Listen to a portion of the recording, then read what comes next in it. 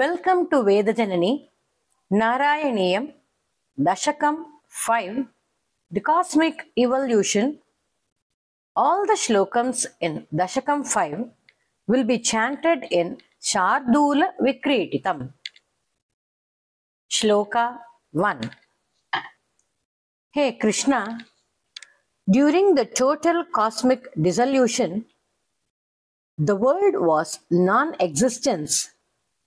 The three gunas, Sattvam, Rajas and Tamas, merged within you. Maya was also merged within yourself, Krishna. At that time, neither death nor liberation existed. Day and night also did not exist. You are the only Satchidananda Swarupi, remained at the time as the supreme bliss consciousness. व्यक्ताव्यक्तमिदं न किञ्चिदभवत् प्राक्-प्राकृतप्रक्षये मायायां गुणसाम्यरुद्धविकृतौ त्वय्यागतायां लयम् नो मृत्युश्च तदामृतं च समभून् नान्हो न रात्रे स्थितिः तत्रैकस्त्वम् अशिष्यता किल परानन्द प्रकाशात्मना व्यक्ताव्यक्तमिदं न किञ्चिदभवत् प्राक्-प्राकृतप्रक्षये मायायां गुणसाम्यरुद्धविकृतौ त्वय्यागतायां लयम् नो मृत्युश्च तदामृतं च समभून् नान्हो न रात्रे स्थितिः तत्रैकस्त्वम् अशिष्यता किल परानन्द प्रकाशात्मना. Shloka 2. Krishna Paramatma, at that point of time, that is cosmic dissolution, everything in the universe, Kala the time, Karma the action, three gunas, all the jivas and the entire universe was born out of Maya, were absorbed by you in your supreme form of Deva. But they were never non-existent like flowers in the sky. If they are non-existent, how could they come into existence, Krishna? Kala karma gunascha jivanivaha vishvam cha karyam vibho चिल्लीलारति मेयुषे त्वयि तदा निर्लीनता माययुः तेषां नैव वदन्त्यसत्त्वम् अयि भोः शक्त्यात्मना तिष्ठताम् नो चेत् किं गगनप्रसूनसदृशाम् भूयो भवेत् संभवः कालकर्म गुणाश्च जीवनिवः विश्वं च कार्यं विभो चिल्लीलारति मेयुषी त्वयि तदा निर्लीनता माययुः तेषां नैव वदन्त्यसत्त्वम् अयि भोः शक्त्यात्मना तिष्ठताम् नो चेत् किं गगनप्रसूनसदृशाम् भूयो भवेत् संभवः. Shloka 3. Vasudeva, this state lasted for 2 parardhas. Then, with the desire of creation, with your one glance, Krishna, you activated Maya and evolution of three worlds began. From Maya came Kala Shakti, the power of time, and all karmas of the jivas with their swabhavas. From these evolved the three gunas or moods and help Maya to manifest as the universe. एवं च द्विपरार्धकालविगतौ वीक्षांसि सृक्षात्मिकाम् बिभ्राणे त्वयि चक्षुभे त्रिभुवनी भावाय माया स्वयं मायातः खलु कालशक्तिरखिला दृष्टं स्वभावोऽपि च प्रादुर्भूय गुणान् विकास्य विदधुस्तस्या सहाय क्रियाम् एवं च द्विपरार्धकालविगतौ वीक्षांसि सूक्ष्मात्मिकाम् बिभ्राणे त्वयि चक्षुभे त्रिभुवनी भावाय माया स्वयं मायातः खलु कालशक्तिरखिला दृष्टं स्वभावोऽपि च प्रादुर्भूय गुणान् विकास्य विदधुस्तस्या सहाय क्रियाम्. Shloka 4. Madhusudana, even though Maya is in your side, all Vedas describe you as a witness to the creation of Maya. Your form is not enveloped by Maya, but Maya is the reflections of individual souls, that is Jiva, which is not different from you. Same Maya is influenced by these for us and created the principle of intelligence called Mahat. Maya sannihito pravishta vapusha Sakshiti Gito Bhavan Bhedaistam Pratibimbato Vivishivan Jivopi Naiva Paraha Kaladi Pradibodhitatha Bhavata Sanchodita Swayam Maya sa kalu buddhi tattvamasrujat yosau mahanuchyate. Maya sannihito pravishta vapusha sakshiti gito bhavan bhedaisam pratibimbato vivishivan Jivopi naiva paraha Kaladi pratibodhitata bhavata Sanchodita swayam Maya sa kalu buddhi tattvamasrujat yosau mahanuchyate. Shloka 5. Hey Devaki Nandana, the principle of intelligence, that is Mahat, is made up of three gunas, Sattvam, Rajas, Tamas.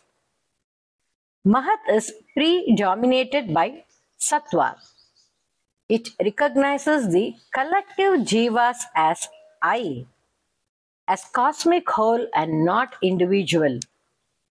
But the same Mahat Tattva, when predominated by Rajas and Tamas, creates the feeling of individual I called the Aham Tattva, which is ego. Tatra sau trigunatmakopi cha mahan sattva pradhana swayam जीवेऽस्मिन् खलु निर्विकल्पम् अहमित्युद्बोध निष्पादकः चक्रेऽस्मिन् सविकल्पबोधकमहम् तत्त्वं महान् खल्वसौ सम्पुष्टं त्रिगुणैस्तमोतिबहुलम् विष्णो भवत्प्रेरणात्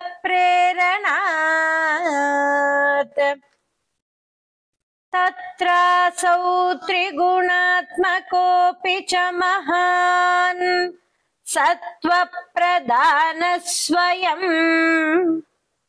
जीवेऽस्मिन् खलु निर्विकल्पम् अहमित्युद्बोध निष्पादकः चक्रेऽस्मिन् सविकल्पबोधकमहम् तत्त्वं महान् खल्वसौ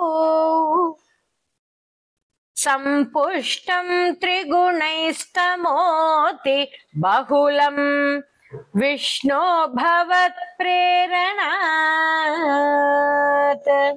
Shloka 6. Hey Gopala, this Aham Tattva is further categorized the three gunas as Vaikarika, Sattva, Tejas as Rajas and Tamas as Tamas. From Sattva, following deities were created: Jnanendriyas, organs of knowledge; Digdevatas for hearing; Vayu for touch; Surya for seeing; Varuna for taste; Ashwini Devatas for smell; Karmendriyas; Agni for speech; Indra for hands; Vishnu for legs; Mitra for excretion; Prajapati for reproduction. Anthakarana consists of moon for mind or manas, Brahma for buddhi or intellect, Rudra for ahankara, Kshetrajna for memory or chit. सोऽहं च त्रिगुणक्रमात् त्रिविधताम् आसाद्य वैकारिको भूयस्तैजसतामसाविति भवन् आद्येन सत्त्वात्मना देवानिन्द्रियमानिनो कृतदिशा वातार्कपाश्यश्विनो वह्नीन्द्राच्युतमित्रकान् विधुविधि श्रीरुद्रशारीरकान् सोऽहं च त्रिगुणक्रमात् त्रिविधताम् आसाद्य वैकारिको भूयस्तैजसतामसाविति भवन् आद्येन सत्त्वात्मना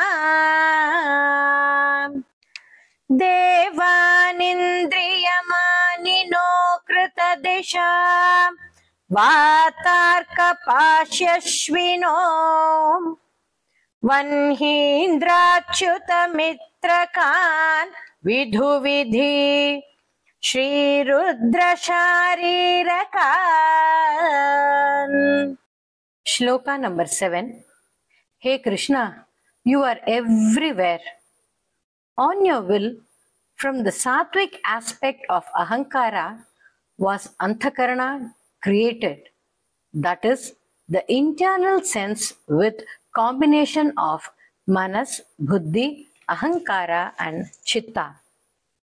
From Rajasa part came the set of 10 senses of ahankara, that is, indriyas were born, 5 karmendriyas and 5 jnanendriyas. From your will, the tamasic aspect of ahankara was born, the sound shabda, which is subtle tanmantra of space, आकाश भूमन्मानसबुद्ध्यहं कृतिमिलच्चित्ताख्यवृत्त्यन्वितं तच्चान्तःकरणं विभो तव बलात् सत्त्वांश एवासृजत् जातस्तैजसतो दशेन्द्रियगणः तत्तामसांशात् पुनः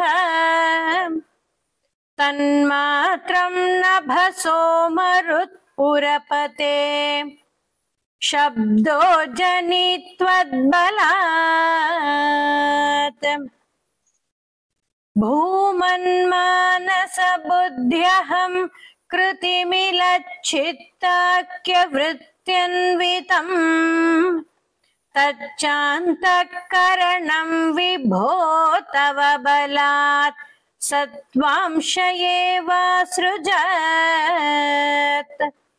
जातस्तैजसतो दशेन्द्रियगणः तत्तामसांशात् पुनः तन्मात्रं नभसो मरुत्पुरपते शब्दो जनित्वद्बलात्.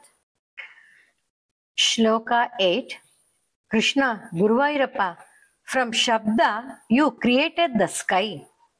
From that touch sparsha was created, from which air, that is Vayu, was born, and from that came the Rupa, where fire was born. From fire came taste, then came water from taste, from water came smell, and from smell earth, Bhumi, was formed. Madhava, this is how you caused the group elements to form from tamasa aspect of egoism, with each one of them having the qualities created prior to them, and hence all are interconnected. शब्दाद्व्योमततः ससर्जित विभो स्पर्शं ततो मारुतम् तस्माद्रूपमतो महोतचरसं तोयं च गन्धं महीम् एवं माधव पूर्वकलनात् आद्याद्य तन्मान्वितम् भूतग्राममिमं त्वमेव भगवन् प्राकाशयत्तामसात् शब्दात् व्योमततः ससर्जित विभो स्पर्शं ततो मारुतम् तस्माद्रूपमतो महोत्थचरसं तोयं च गन्धं महीम् एवं माधव पूर्वकलनात् आद्याद्य धर्मान्वितम् भूतग्राममिमं त्वमेव भगवन् प्राकाशयत्तामसात्. Shloka 9. Hey Srivatsa, these groups of elements, senses, and their presiding deities could not create the universe by themselves. They sang praising you, Krishna, and you entered into all of them, activated them, combined them, and created Hiranya Andam, that is Hiranya Garbham, the golden egg, this universe. Yete bhutaganastatendriya gana devascha jata pratak no shekur bhuvananda nirmiti vidhau devai amibhistada tvam nanavidha सूक्तिभिर्नुत गुणतत्त्वान्यमून्याविशन् चेष्टाशक्तिमुदीर्यतानि घटयन् हैरण्यमण्डं व्यधाः। एते भूतगणस्ततेन्द्रियगणा देवाश्च जाता पृथक् नो शेकुर्भुवनाण्डनिर्मितिविधौ देवैरमीभिस्तदा।